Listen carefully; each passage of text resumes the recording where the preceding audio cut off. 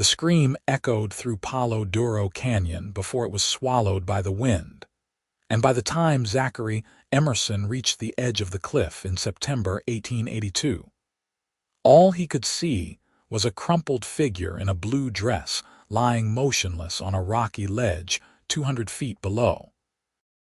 He did not hesitate, did not stop to think about the danger, because something in his chest pulled him forward with an urgency he had never felt before. The sun was setting over the Texas Panhandle, painting the layered red rock walls in shades of crimson and gold. But Zachary saw none of that beauty as he secured his rope to the nearest sturdy mesquite and began his descent into the canyon below. His boots scraped against the sandstone as he lowered himself hand over hand, muscles burning from the effort. The woman had not moved since he first spotted her, and dread coiled in his stomach like a rattlesnake preparing to strike. He was a ranch hand, not a doctor, but he had seen enough death in his 26 years to recognize its stillness.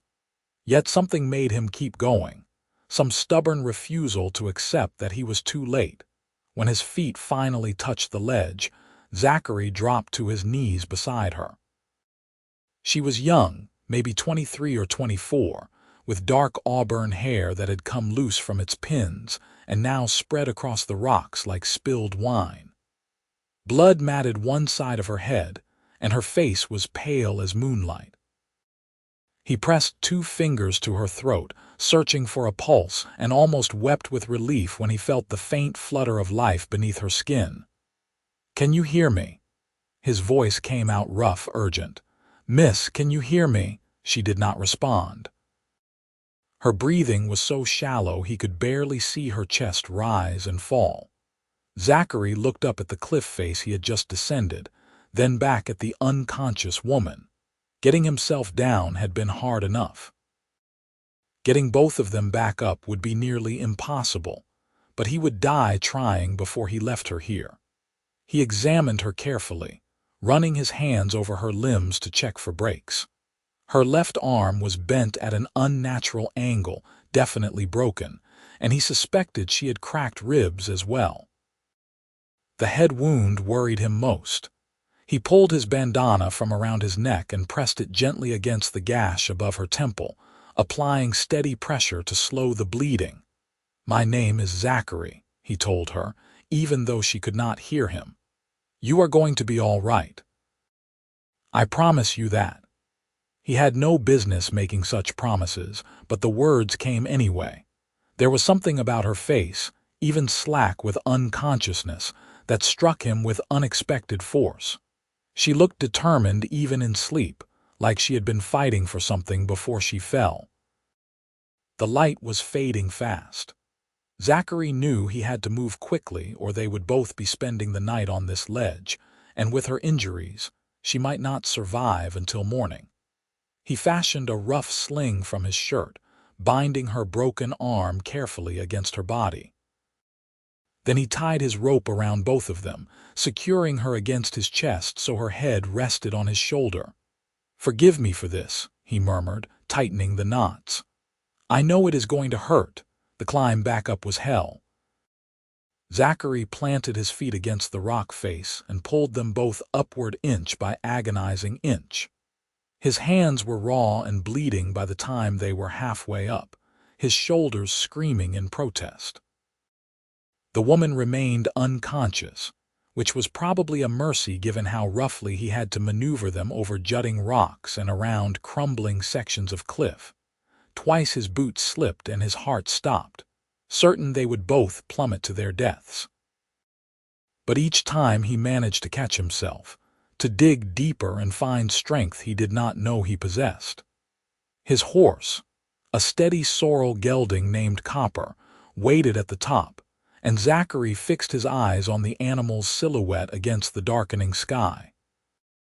When he finally hauled them both over the edge and collapsed onto solid ground, Zachary lay there gasping for several long moments. Every muscle in his body trembled with exhaustion, but he could not rest yet. He checked the woman's pulse again and found it stronger than before, which gave him hope. His camp was only a mile away, but it felt like 10 as he lifted her into his saddle and mounted behind her, holding her carefully against him. Copper seemed to sense the urgency and moved with unusual speed through the gathering darkness. By the time they reached the small circle of firelight, Zachary's arms were numb from supporting her weight. He had been camping in Palo Duro Canyon for 3 weeks, trailing a herd of wild mustangs for the ranch where he worked. It was solitary work that suited him fine, but right now he desperately wished for company, for someone who knew more about healing than he did. All he had was a bedroll, some basic supplies, and a determination that bordered on obsession. Zachary laid her on his bedroll and built up the fire until it blazed hot and bright. He boiled water and carefully cleaned the wound on her head, relieved to find it looked worse than it was. Head wounds always bled like the devil, but the cut itself was not too deep. He bandaged it with strips torn from his spare shirt, then turned his attention to her broken arm. Setting the bone made him feel sick, but he had seen it done before. He straightened her arm as gently as possible, feeling for the break, then splinted it with 2 straight sticks and more strips of cloth. She moaned softly during this procedure but did not wake, which worried him. He needed her to open her eyes, to prove to him that she was truly going to survive. "Come on," he urged, wiping her face with a damp cloth. "Come back. You did not survive that fall just to slip away now." He spent the night keeping vigil beside her, monitoring her breathing and periodically wetting her lips with water. As the hours crawled past, he found himself studying her face in the firelight, wondering who she was and what had brought her to that cliff edge. Her dress was well made, suggesting she was not some poor frontier woman. The fabric was good quality, though now torn and stained with blood and dirt. Around her neck she wore a delicate gold locket, but Zachary did not open it. That felt like too much of an invasion.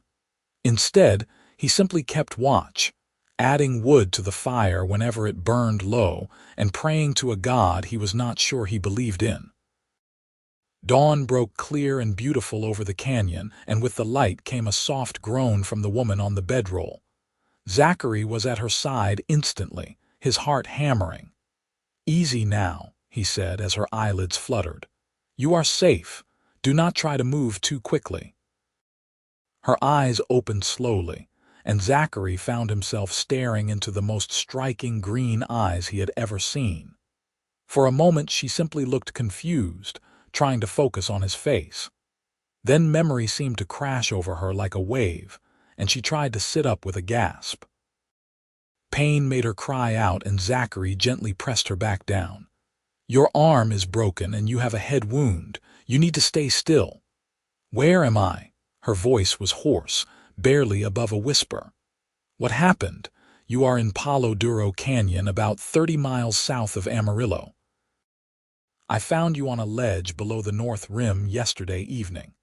Do you remember how you got there?" She closed her eyes, and he watched emotions flicker across her face.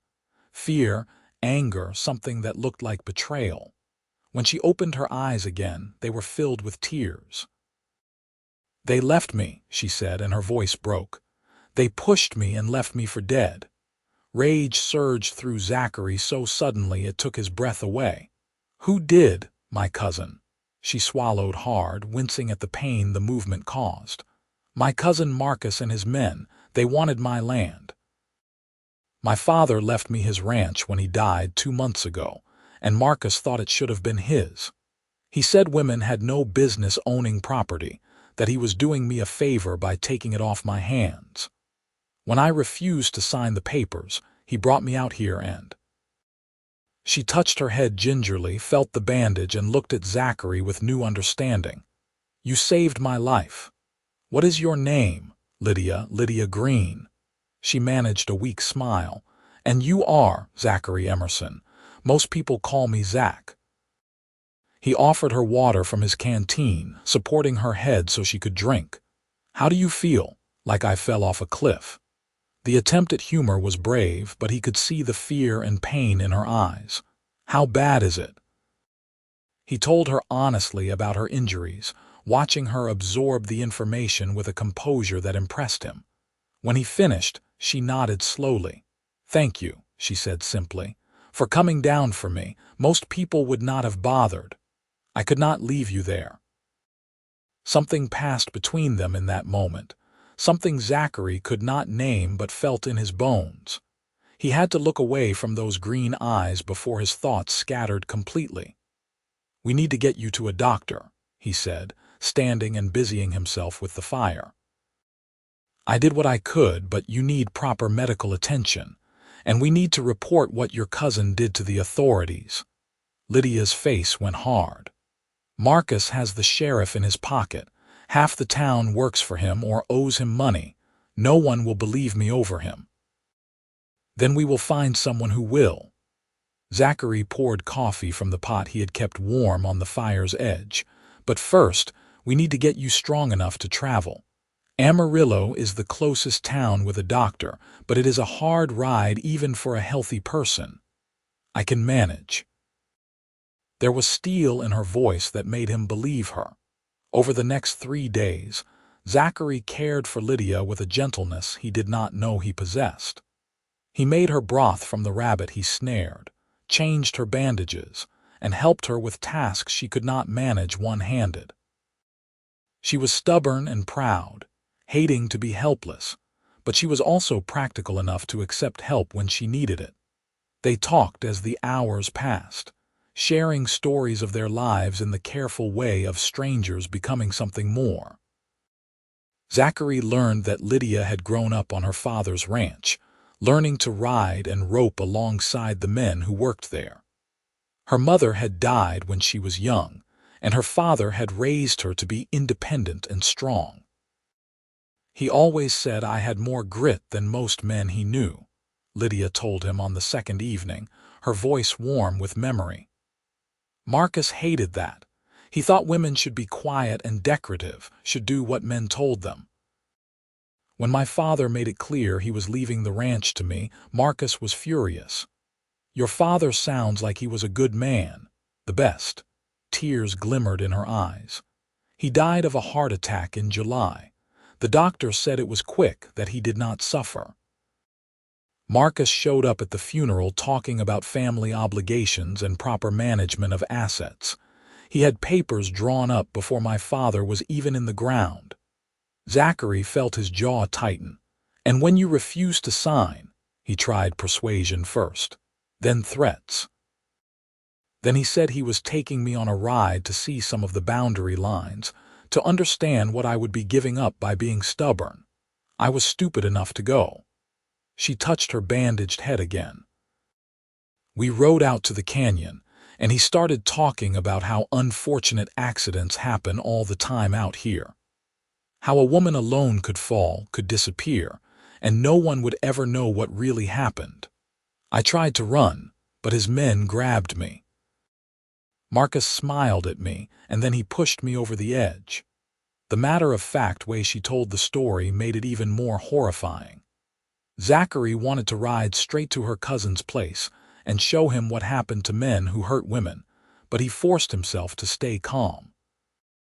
"He will answer for what he did," Zachary promised. "I swear it." Lydia looked at him for a long moment. "Why do you care so much? You do not even know me." It was a fair question, and Zachary did not have a good answer, or rather, he had an answer he was not ready to say out loud. In 3 days, this woman had gotten under his skin in a way no one ever had. He found himself watching her when she slept, memorizing the curve of her cheek and the way her hair caught the firelight. He liked her sharp intelligence and her refusal to feel sorry for herself. He liked the way she looked at him, like she saw something worth seeing. "Maybe I want to," he said finally, and left it at that. On the 4th day, Lydia insisted she was strong enough to travel. Zachary was not entirely convinced, but he understood the urgency.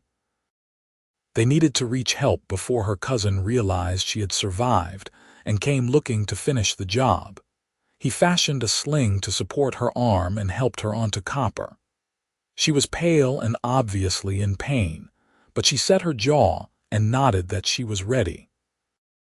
Zachary mounted behind her, keeping one arm carefully around her waist to steady her. The ride to Amarillo took most of the day. They moved slowly, stopping frequently to let Lydia rest. Each time they paused, Zachary found himself reluctant to let her go, reluctant to remove his arm from around her. She fit against him like she belonged there, and the realization shook him.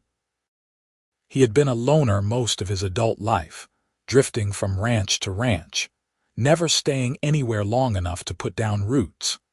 His parents had died of cholera when he was 14, leaving him to make his own way in the world. He had learned early that caring about people meant eventually losing them, so he kept his distance. But Lydia was breaking down those careful walls without even trying. They reached Amarillo as the sun was setting, riding down the wide, dusty street past the saloons and general stores that lined both sides. Zachary took Lydia straight to the doctor's office, a small building near the church at the end of town. Dr. Samuel Morrison was a gruff, competent man in his 50s who took one look at Lydia and immediately ushered her into his examination room. Zachary paced the waiting area, suddenly aware of how filthy he was, how he must look after days in the wilderness. When the doctor finally emerged, his expression was serious. "You did good work with those splints," Dr. Morrison said. "Probably saved her arm. The head wound is healing well too. She was lucky you found her when you did. How long before she can travel again?" "She should not be traveling at all right now, but I suspect that will not stop her." The doctor's eyes were knowing. "She told me what happened. Her cousin, you mean?" Zachary nodded. "Marcus Green is a snake," Dr. Morrison said bluntly. "Always has been. But he is a rich snake with connections. Getting anyone to move against him will be difficult. There must be something we can do. There is a U.S. Marshal who comes through here sometimes. Name is Crawford. He is not beholden to local politics, and he has got a reputation for going after men who think money puts them above the law. If we can get word to him, he might be willing to investigate." Hope stirred in Zachary's chest. "How do we reach him?" "I will send a telegram to his office in Fort Worth. In the meantime, Miss Green needs rest and proper food. I have a room upstairs she can use." Zachary wanted to argue, wanted to keep Lydia close where he could protect her, but he knew that was foolish. She would be safer here with the doctor than anywhere else. He forced himself to nod. When he went in to say goodbye, Lydia was sitting on the examination table, her arm now in a proper cast. She looked exhausted but also relieved to be somewhere safe. "The doctor is going to contact the marshal," Zachary told her. "I will stay in town until he arrives." "You do not have to do that." But her eyes said something different, said she desperately wanted him to stay. "I want to," he said, echoing his earlier words. "Besides, I need to see this through. Your cousin tried to murder you. He does not get to walk away from that." Lydia reached out with her good hand and caught his fingers. Her touch sent electricity up his arm. "Thank you, Zach, for everything." He squeezed her hand gently, then made himself let go and walk away before he did something stupid like kiss her. It was too soon for that, too soon for the feelings thundering through his chest. But God help him, he wanted to. Zachary found a room at the boarding house and spent the next several days haunting the doctor's office. He told himself he was just checking on Lydia's progress, making sure she was healing properly, but the truth was simpler and more complicated. He could not stay away from her. They spent hours talking, and the more Zachary learned about Lydia, the harder he fell. She was smart and funny, with a quick wit that kept him on his toes. She loved her ranch with a passion that made her eyes light up when she described the rolling hills and the creek that ran through the south pasture. She had plans for breeding better horses, for expanding the herd, for making something even greater than what her father had built. "I will not let Marcus take it from me," she said fiercely on the 5th day. They were sitting in the doctor's small garden, enjoying the September sunshine. "That land is mine. My father wanted me to have it, and I will fight for it with everything I have." "You will not be fighting alone," Zachary said, and meant it with every fiber of his being.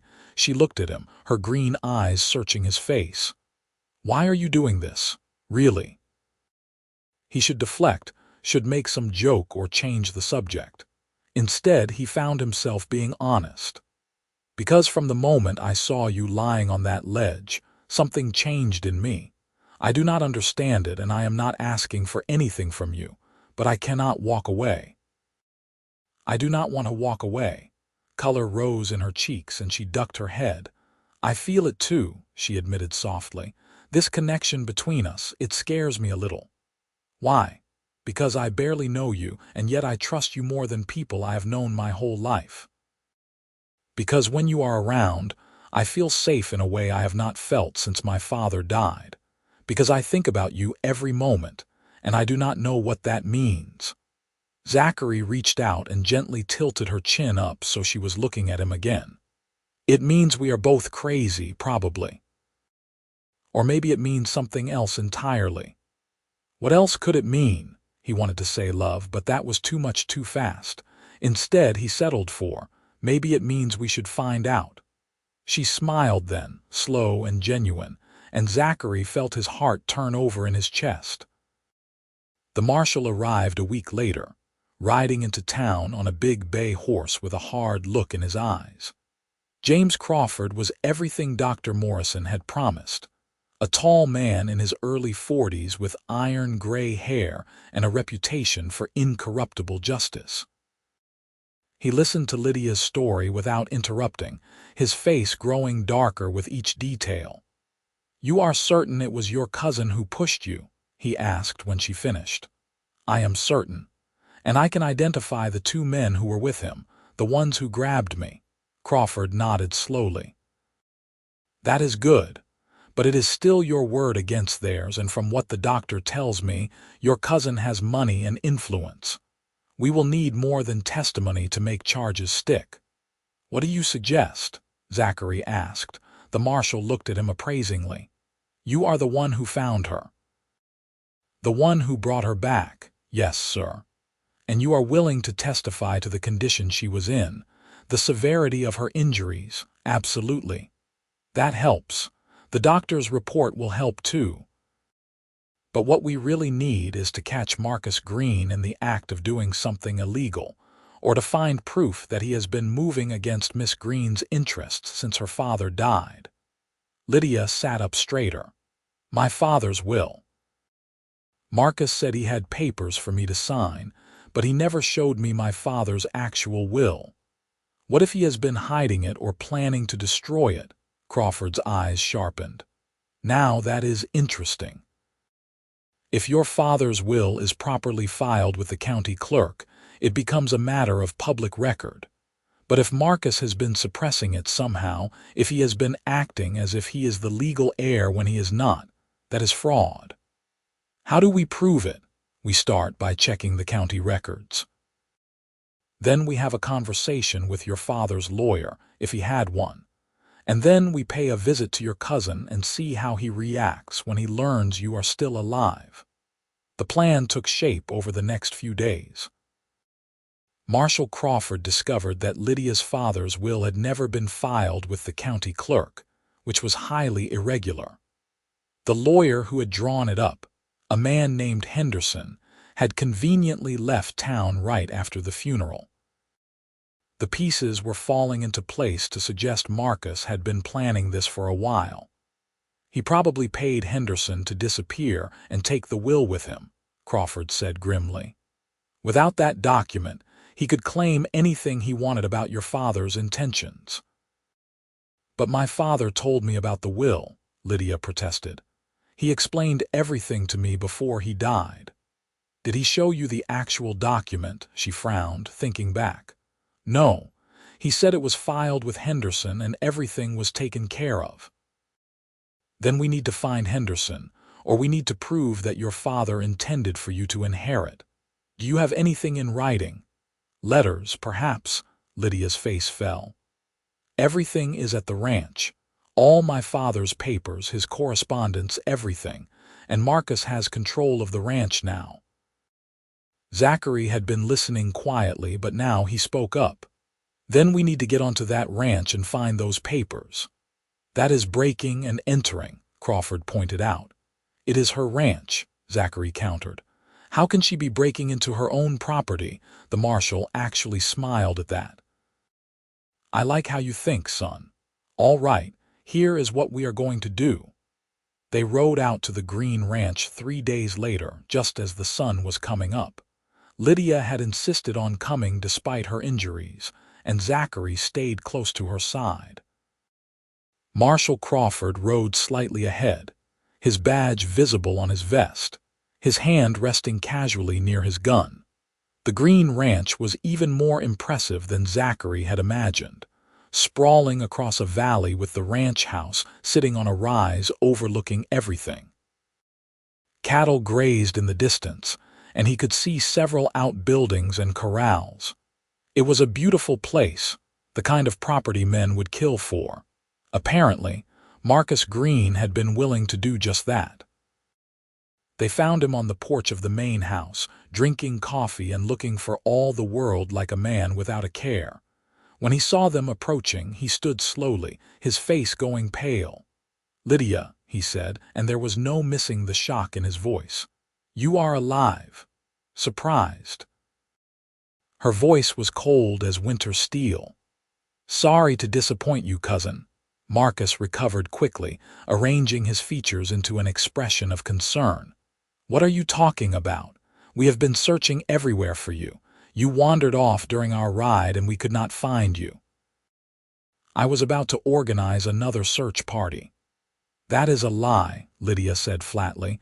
"You pushed me off a cliff and left me for dead." "That is ridiculous. You must have hit your head. You are confused." Marshal Crawford stepped forward. "I am U.S. Marshal James Crawford, and I am here to investigate attempted murder charges against you, Mr. Green. I suggest you start telling the truth." For just a moment, rage flickered across Marcus's face, quickly hidden. "I do not know what lies my cousin has been filling your head with, Marshal, but I assure you this is all a misunderstanding. Lydia has been under tremendous strain since her father's death. She is not thinking clearly." "I'm thinking perfectly clearly," Lydia snapped. "And I am here to collect my father's papers. This is my ranch and I want you off it." "Your ranch?" Marcus laughed, but there was no humor in it. "My dear cousin, you have no claim here. Your father left everything to me. I have the papers to prove it." "Then show us," Crawford said mildly. "Show us the will." Marcus hesitated for just a fraction too long. "It is with my lawyer." "Funny thing about that," the marshal said.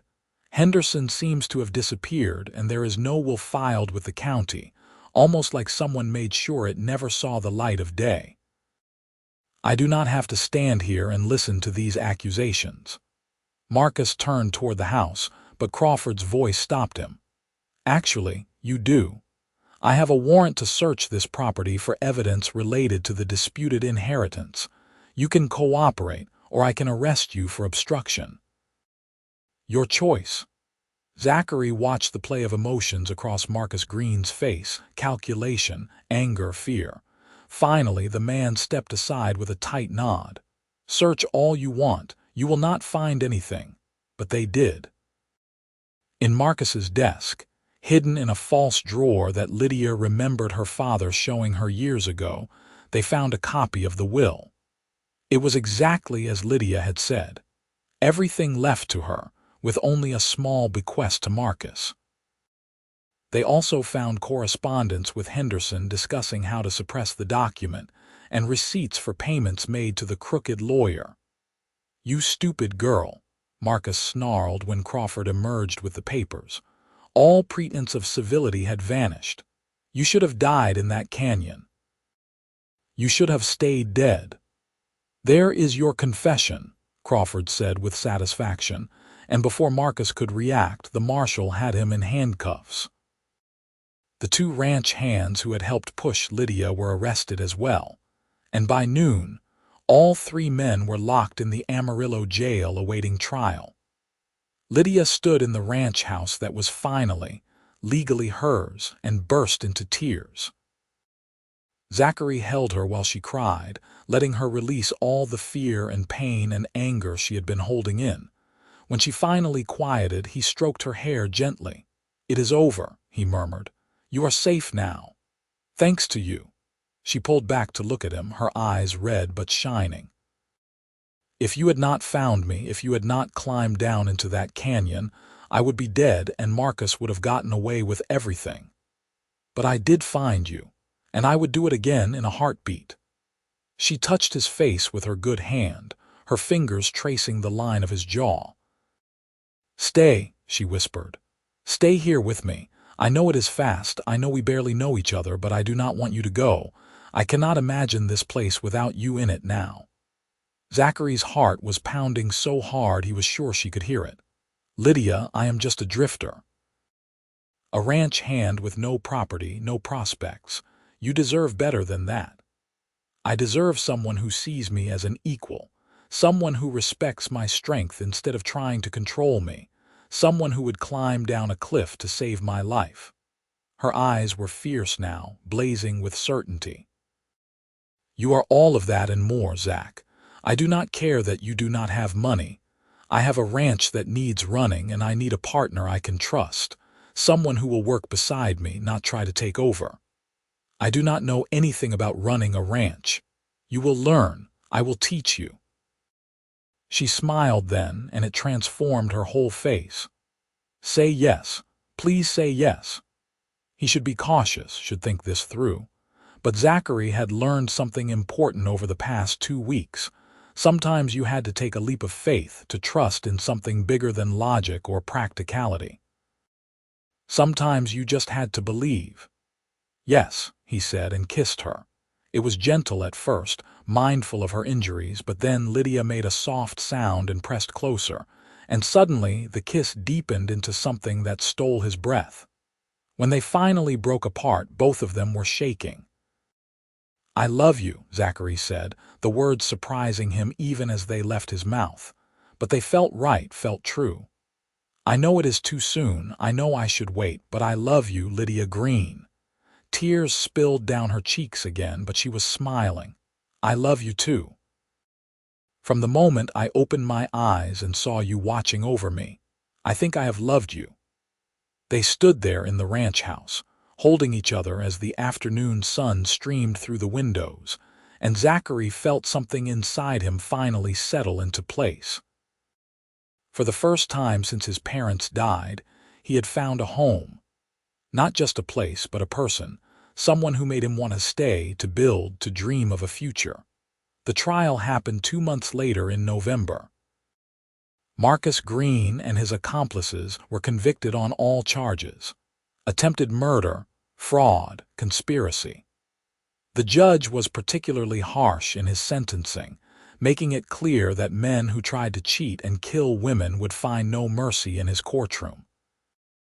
Marcus was sentenced to 20 years in prison, his men to 15 each. Lydia testified with remarkable composure, never faltering even when Marcus glared at her from the defendant's table. Zachary sat in the front row, silently supporting her, and when it was over, when justice had finally been served, they walked out of the courthouse hand in hand. By then, Zachary had settled into life at the ranch like he had been born to it. He worked alongside the ranch hands, learning everything he could about breeding horses and managing cattle. The men respected him because he never asked them to do anything he would not do himself, and because he treated Lydia as the boss she was. Word spread quickly that the Green Ranch had new management, and that Miss Green was not to be trifled with. She had survived being thrown off a cliff, had brought down her murderous cousin, and was now running one of the most successful ranches in the Panhandle. People learned to respect her, and those who did not quickly found themselves doing business elsewhere. Zachary and Lydia were married in the spring of 1883 in a simple ceremony at the church in Amarillo. Dr. Morrison gave Lydia away, and Marshall Crawford stood up as Zachary's best man. It was small and perfect, exactly what they both wanted. Their wedding night was spent at the ranch, in the big bedroom that had once belonged to Lydia's parents. She had been nervous about this moment, about the vulnerability of it, but Zachary was patient and gentle. He took his time, learning what made her sigh, what made her gasp, showing her with his hands and mouth how much he cherished her. When they finally came together, it felt like the most natural thing in the world, like two pieces of a puzzle sliding into place. Afterward, they lay tangled together, and Lydia traced patterns on Zachary's chest with her fingertips. "Thank you," she murmured. "For what?" "For making this perfect. For making me feel safe and loved." She propped herself up on one elbow to look at him. "I used to be afraid I would never find this, never find someone who would see me as more than just a woman who should be controlled. And then you climbed down into a canyon and changed everything." Zachary pulled her close and kissed the top of her head. "You changed everything for me too. Before you, I was just drifting, moving from place to place with no purpose. You gave me a reason to stay, a reason to build something lasting." They fell asleep wrapped in each other's arms, and when the sun rose the next morning, they woke to begin their life together in earnest. The years that followed were full of hard work and joy in equal measure. The ranch prospered under their combined management. Lydia had the vision and knowledge, while Zachary had the work ethic and willingness to try new things. They built up the horse breeding program, until the Green Ranch was known throughout Texas for producing the finest horses in the state. They also built a partnership that was the envy of everyone who knew them. Zachary never tried to diminish Lydia or take over, and she valued his input and respected his judgment. They made decisions together, fought when they disagreed, and always came back to the foundation of love and trust that held them together. In the spring of 1884, Lydia discovered she was pregnant. The news filled them both with a joy so profound it was almost frightening. They had talked about children, about the family they wanted to build, but the reality of it was overwhelming. "I am terrified," Lydia admitted one evening as they sat on the porch watching the sunset. Her hand rested on her still flat stomach. "What if something goes wrong? What if I am not a good mother?" "You will be an amazing mother," Zachary said firmly. "You are strong and brave and full of love. Our child will be lucky to have you." "Our child will be lucky to have both of us," she corrected, leaning into him. The pregnancy was not easy. Lydia was sick for the first 3 months, and then in the last trimester she developed complications that had Dr. Morrison worried. But she was determined and stubborn, and in December of 1884, after a long and difficult labor, she gave birth to a healthy baby boy. They named him Thomas, after Lydia's father, and Zachary held his son for the first time with tears streaming down his face. The baby was so tiny, so perfect, and when Thomas wrapped his little fist around Zachary's finger, something fierce and protective surged through him. "I will always protect you," Zachary whispered to his son. "You and your mother, I swear it." Lydia watched from the bed, exhausted but glowing with happiness. "We did it," she said softly. "We made a family. We did." Zachary carefully settled the baby in her arms and sat beside them. "I love you both so much." Thomas was a happy, curious baby who grew into an energetic toddler. He was fascinated by the horses and would sit on the fence for hours watching them, making Zachary and Lydia laugh with his endless questions. It was clear early on that he had inherited his mother's love of the ranch and his father's patient determination. In 1887, they had a second child, a daughter they named Catherine. She was the opposite of Thomas in many ways, quiet and thoughtful where he was boisterous and bold. But she had her mother's green eyes and her father's kind heart, and they loved her fiercely. The ranch continued to grow and thrive. By 1890, the Green Ranch was one of the most successful operations in the Texas Panhandle, employing nearly 30 men and women. Zachary had long since proven himself as more than just the man who married the boss. He was an astute businessman and a skilled horseman, and people came from all over to seek his advice. But more than the success, more than the money or the reputation, what mattered most to Zachary was the life he had built with Lydia. Every morning he woke up beside her was a gift. Every evening they spent on the porch together, watching their children play, felt like a blessing. They had their challenges, of course. There were droughts and diseases, market crashes and difficult winters. There were times when money was tight and they had to make hard choices. But they faced everything together, and the troubles never broke them, only made them stronger. In 1895, when Thomas was 11 and Catherine was 8, Lydia gave birth to their third and final child, another boy they named Zachary Jr., but who everyone called Junior from the start. The pregnancy had been unexpected, but the baby was welcomed with open arms by the whole family. Thomas was old enough by then to be a real help on the ranch, following his father everywhere and learning the business from the ground up.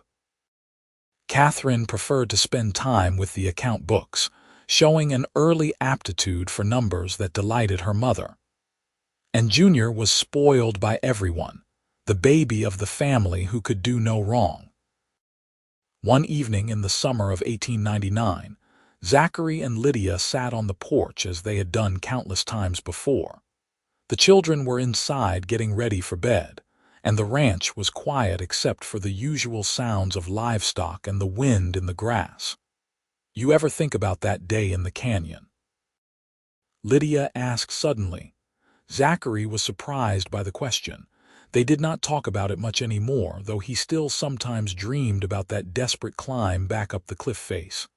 Sometimes. Why? Because I was thinking about how everything in our lives hinged on that moment.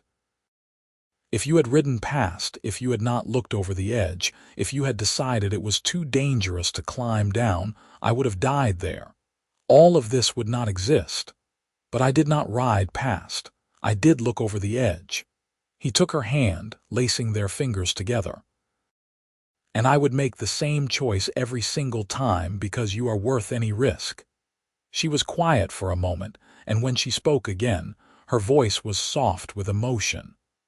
I was so broken when you found me, not just physically, but inside. Marcus had taken everything from me, my father, my home, my sense of safety. I did not know who I was anymore or if I even wanted to survive. And now I know exactly who I am. I am a rancher, a mother, a wife. I am strong because I had to be, but also because you helped me find that strength again. You did not just save my life that day, Zach. You gave me a reason to live it. Zachary felt his throat tighten with emotion. Even after all these years, she could still move him to tears with just a few words. You did the same for me. Before you, I was just existing, going through the motions. You taught me what it means to have a home, to have a purpose bigger than myself. They sat in comfortable silence, watching the stars emerge one by one in the darkening sky. Inside, they could hear their children laughing about something, and the sound made Zachary smile. "We did all right, did we not?" Lydia said softly. "We did better than all right. We built something incredible." She leaned her head on his shoulder. "I love you, Zachary Emerson." "I love you too, Lydia Emerson. Always." The years continued to pass, bringing changes and challenges but also deep satisfaction. Thomas grew into a fine young man who took over more and more of the ranch's daily operations, showing a natural talent for leadership. He married a schoolteacher from Amarillo in 1905, a sweet woman named Sarah who fit seamlessly into their family. Catherine surprised them all by announcing her intention to go to college in 1906. It was still unusual for women to pursue higher education, but Zachary and Lydia encouraged her dreams. She studied business and economics, then returned to the ranch to help modernize their operations and expand their reach. Junior proved to be the most adventurous of their children, spending his teenage years exploring every corner of the ranch and beyond. He had inherited his father's wanderlust, but unlike Zachary, he always came home, drawn back by the bonds of family and land. By 1910, Zachary and Lydia had 7 grandchildren between them, with another on the way. The ranch house was often full of noise and laughter, 3 generations living and working together. It was everything they had dreamed of and more. One crisp autumn morning in 1912, Zachary woke to find Lydia sitting by the window, looking out over the land she loved. She was in her early 50s now, her auburn hair threaded with silver, but to him she was as beautiful as the day he first saw her. "Could not sleep?" he asked, coming to stand behind her. "Just thinking," she said, reaching back to take his hand. "Remembering. Good memories, I hope." "The best." She pulled him around so he was standing beside her, and together they looked out at the ranch bathed in golden morning light. "Do you have any regrets, Zach?" "Not a single one." "You? Only that we did not have more time. It has gone so fast." He knew what she meant. At 54, he was still strong and healthy, as was Lydia, but they were both aware of their mortality in a way they had not been when they were young. Their parents' generation was mostly gone now, and they had already buried too many friends. "Then we make the most of the time we have," Zachary said, wrapping his arms around her from behind. "Every day is a gift." She turned in his embrace and kissed him, slow and sweet. "You are my gift, my miracle, the cowboy who climbed down into a canyon and brought me back to life. And you are mine, the woman who gave me a reason to climb back up." They stood there together as the sun rose higher, 2 people who had found in each other everything they needed. The ranch spread out before them, a testament to their hard work and shared dreams. Inside, their children and grandchildren would soon be stirring, ready to begin another day. It was a good life, a full life, built on a foundation of love that had started with one man refusing to leave a woman for dead. The years that followed were marked by continued prosperity and growing family. Thomas and Sarah had 4 children of their own, and Thomas took over as the primary manager of the ranch in 1915, though Zachary and Lydia remained active and involved. Catherine married a lawyer from Fort Worth in 1913 and split her time between the city and the ranch, using her education to help expand their business ventures. Junior eventually settled down with a spirited young woman he met at a rodeo, and they built a house on the far edge of the property. Zachary and Lydia settled into the role of elder statesmen of the family, dispensing wisdom and spoiling grandchildren in equal measure. They still worked when they could, but they also allowed themselves to slow down, to enjoy the fruits of their decades of labor. In 1920, the ranch celebrated its 50th anniversary under the Green family name, and nearly 200 people turned out for the party. There were former employees and neighbors, business associates and friends, all gathered to honor the legacy that Lydia's father had started, and that she and Zachary had built into something extraordinary. Thomas gave a speech praising his parents, talking about their partnership and the example they had set for all of their children. "My father once told me that the measure of a man is not what he takes, but what he builds," Thomas said, his voice carrying across the crowd. And my parents have built something that will last long after we are all gone. They built a ranch, yes, but more than that, they built a family, a community, a legacy of integrity and hard work. They showed us that love and respect are the foundation of everything worth having. Zachary and Lydia stood together, holding hands as they had for nearly 40 years, and listened to their son's words with tears in their eyes. It was more than they had ever dared dream of during those desperate days when she was recovering from her injuries, and they were fighting to reclaim her inheritance. Later that night, after everyone had gone home and the ranch was quiet again, they sat on their porch in the same chairs they had occupied for decades. 50 years, Lydia said wonderingly. My father would be so proud. He would be proud of you, Zachary corrected. You took what he gave you and made it even better. We made it better, she insisted. I could never have done this without you. Partners, he said, as he had said so many times before, always. They sat in comfortable silence, and Zachary reflected on the unlikely path that had brought him here. If someone had told that lonely, drifting cowboy that he would find love and purpose and a family beyond his wildest dreams, he would never have believed them. But life had surprised him in the best possible way. The 1920s brought change to the entire country, and the ranch adapted with the times. They bought their first automobile in 1922, much to the amusement of the older ranch hands who swore they would never trust a machine over a good horse. They installed electricity in 1924, bringing light to the ranch house at the flip of a switch.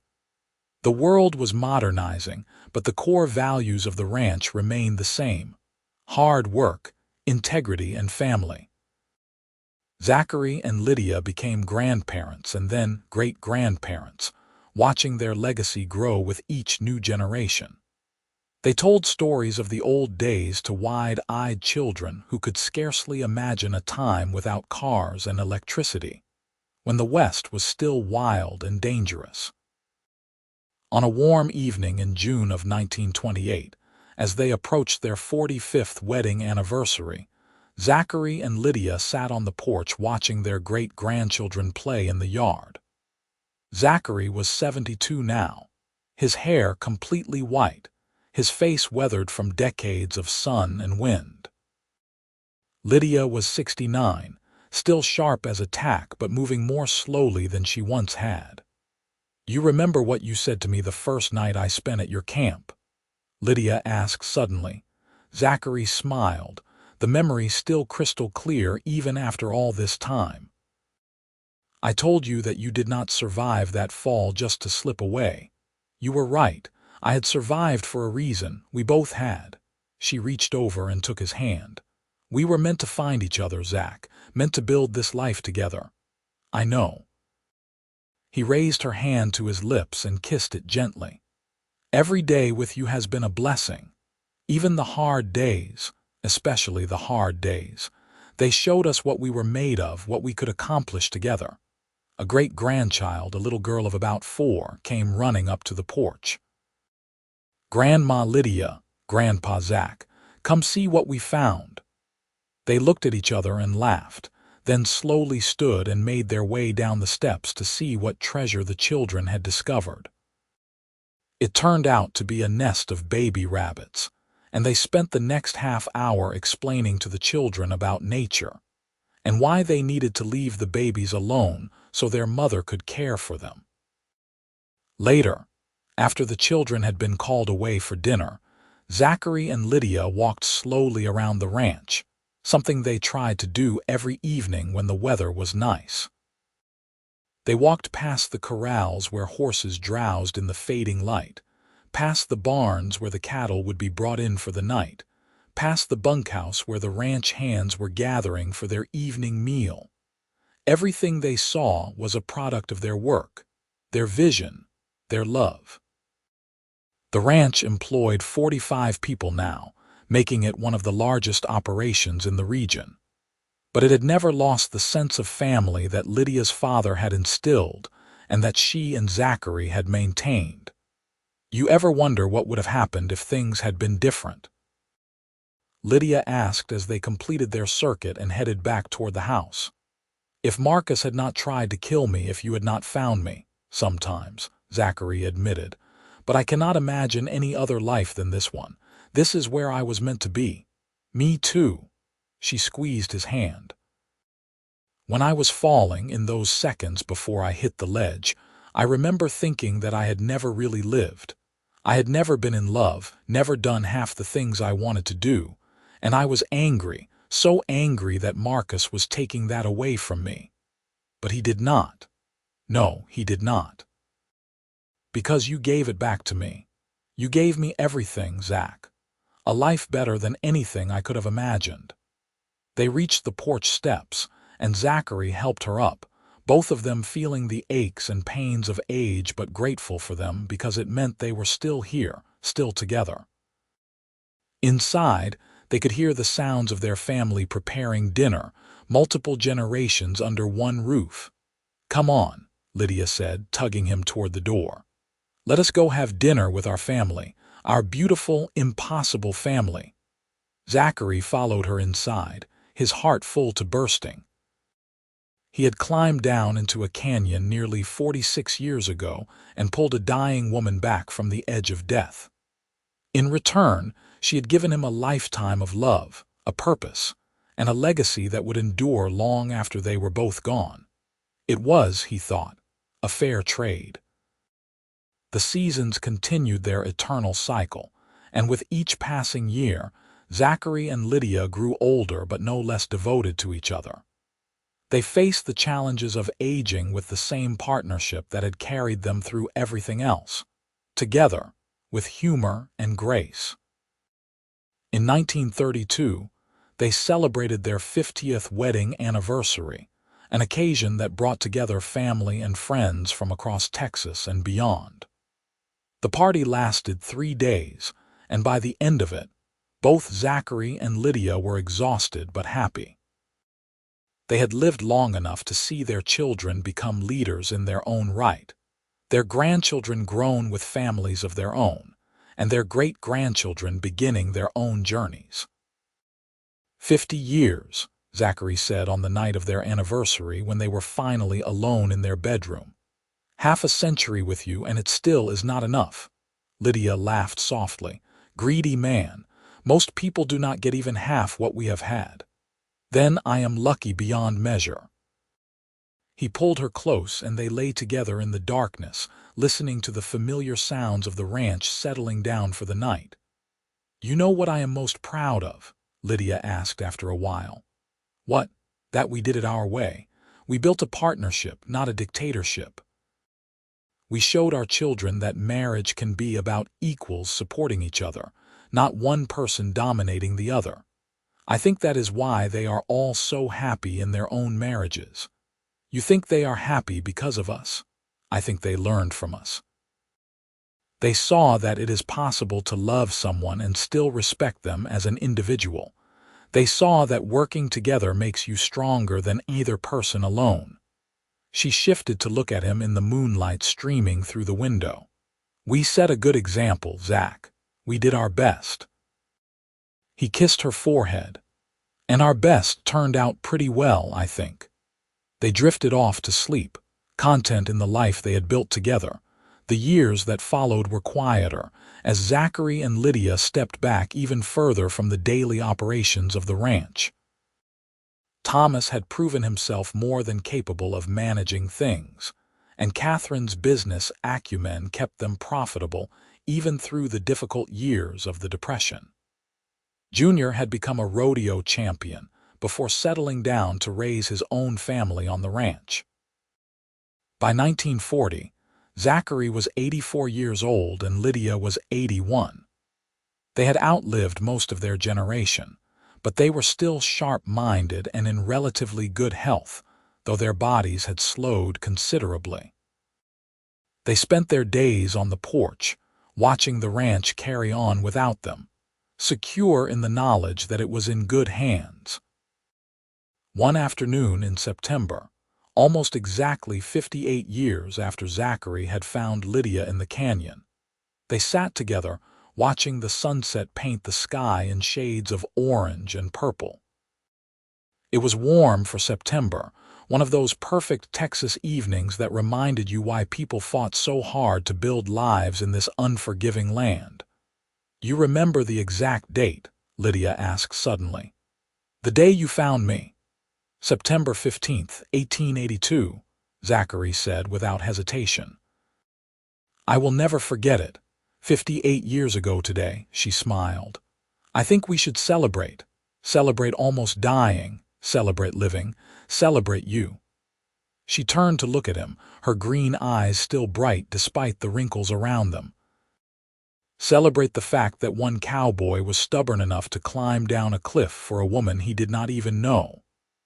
"Best decision I ever made," Zachary said simply. They sat in companionable silence as the sun sank lower, and Zachary felt a deep sense of peace settle over him. He had lived a good life, a full life, and he had no regrets. When his time came, whenever that might be, he would go knowing that he had loved deeply and been loved in return. "Zach," Lydia's voice was soft. "Yes, thank you, for everything.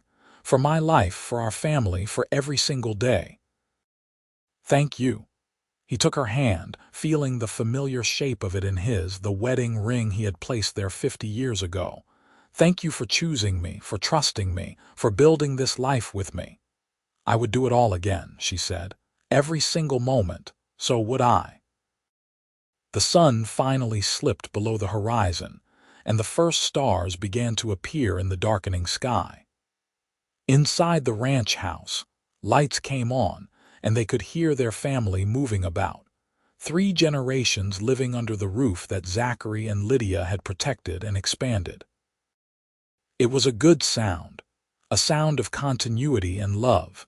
Zachary thought about the young man he had been, drifting across Texas with no home and no purpose beyond the next job.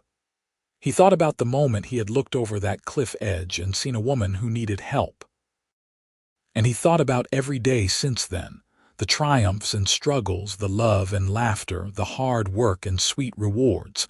It had all started with a choice: to climb down or ride away, to help or ignore, to care or remain indifferent. He had chosen to climb down, and that choice had given him everything that mattered. As they sat together in the gathering darkness, Zachary Emerson felt profoundly grateful. He had been given a gift that day in the canyon, though at the time he had thought he was the one giving. Lydia had opened his heart, had shown him what it meant to belong somewhere to someone. She had given him a family, a home, and a love that had sustained him through nearly 6 decades. "I love you," he said into the quiet evening. "With everything I am, everything I have ever been, I love you." "And I love you," Lydia replied, squeezing his hand. "My cowboy, my hero, my heart." They sat together as the night deepened around them, 2 souls who had found each other against impossible odds and built something beautiful from that unlikely beginning. The ranch would go on long after they were gone, passed down through the generations they had created. But more than the land or the buildings or the success, what would endure was the story of their love, told and retold to children and grandchildren and great-grandchildren. It was a story that began with a fall and a rescue, but it was so much more than that. It was a story about choosing life over death, hope over despair, love over loneliness. It was a story about 2 people who believed in each other and built something that would outlast them both. As the stars wheeled overhead and the Texas night sang its ancient song, Zachary and Lydia Emerson sat hand in hand, content in the life they had created, grateful for every moment they had been given, and secure in the knowledge that their love would echo through the generations long after they had taken their final breaths. The cowboy had climbed down into the canyon and brought her back to life, and in doing so, he had found his own life's purpose, his own reason for being. They had saved each other, and in the end, that was all that mattered.